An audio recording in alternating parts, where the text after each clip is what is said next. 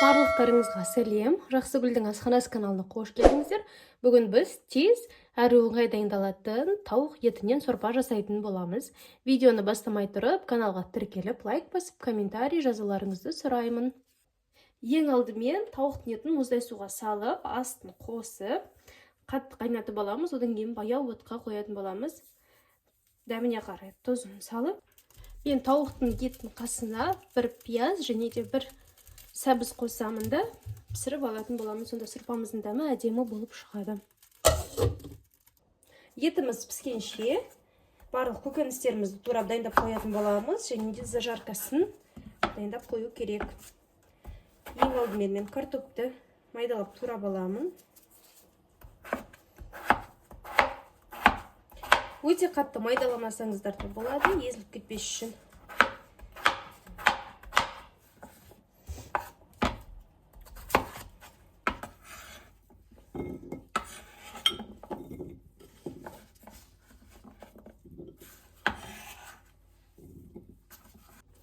Келесі кезекте пиязымызды турап аламыз.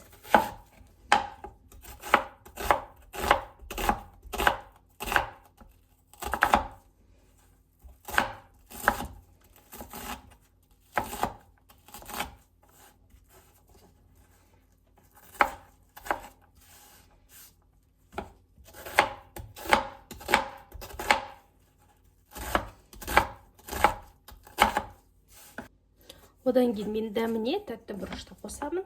Дәмін келтіру үшін тағамның онда майдалап тураймын.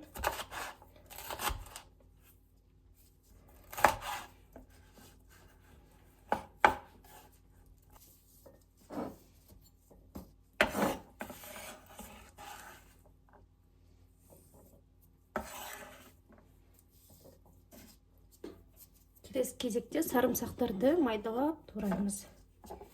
Мен әдеттегідей ең алдымен басып аламын, одан кейін тураймын.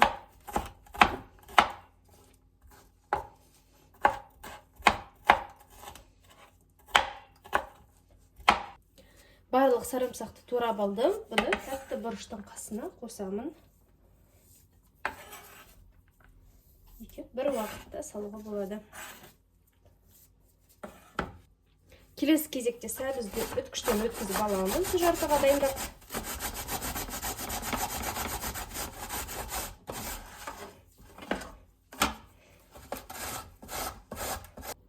Сәбізімізді үткіштен өткізіп алдық. Барлығы дайын бізде.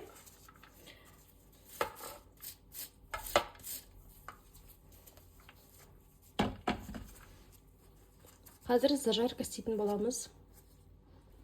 Біздің етіміз бір қайнады. Енді көбігін алып, астын ақырын қоятын боламыз.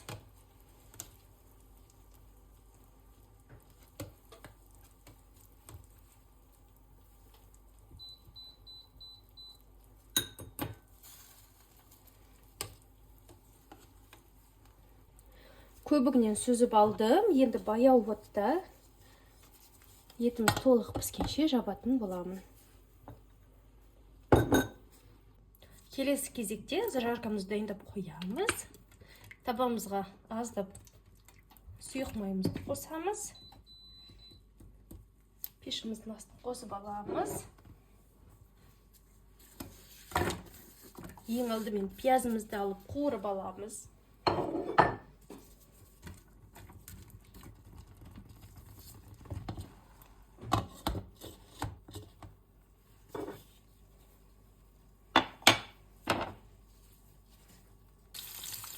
Жуамызды қуырып алдық.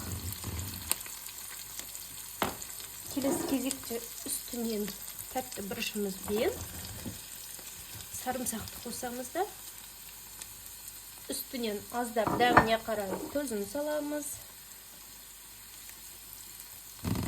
Қара бұрышын, қызыл бұрышын салатын боламыз.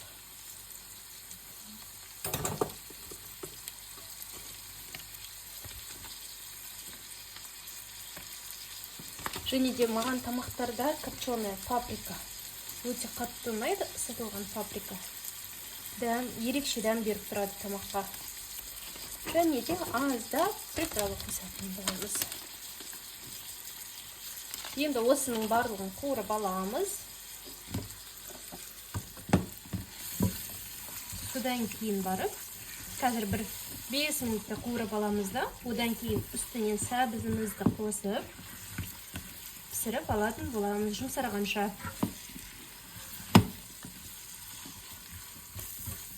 Иісі деген керемет шығып тұр дәл қазіргі уақыттың өзінде, себебі сарымсақ ол тамақтың дәмін келтіріп тұрады ғой, қай тамақтында.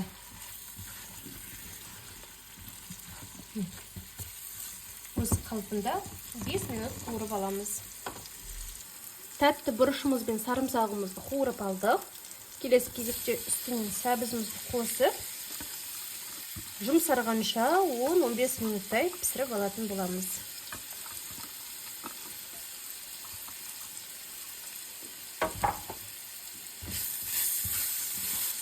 Қуырмашымыздың үстінен мен азғантай ғана сұрпымды алып қосып жібергенді ұнатамын. Енді біз осындай таза сұрпа пайда болып жатыр мына жақта. Бір араластырып, бетін жауып, 10-15 минуттай пісіріп аламыз. Өздеріңіздің пештеріңізге қарайсыздар. Мінекей, барлығы дайын.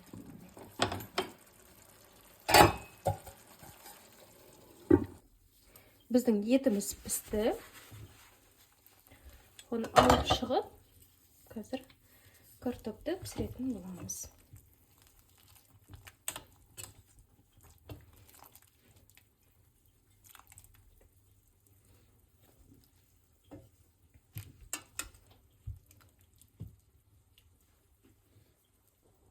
Келесі кезекте картопымызды саламыз.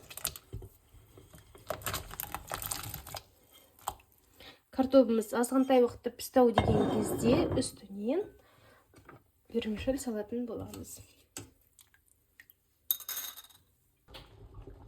Біздің картопымыз пісуге дайын қалды. Енді аздап қана вермишель салып, 2-3 минут пісіріп алатын боламыз.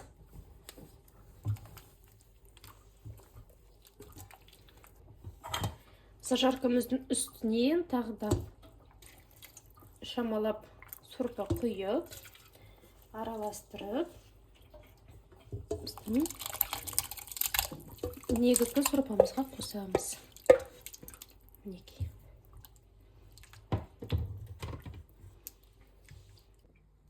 Біздің сұрпамыз дайын болды.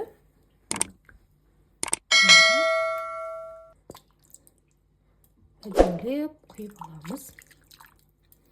Егер де бүгінгі видео ұнаса, лайк басып, комментарий жазып, каналға тіркеліп кетулеріңізді сұраймын. Барлықтарыңызға рахмет, сау болыңыздар.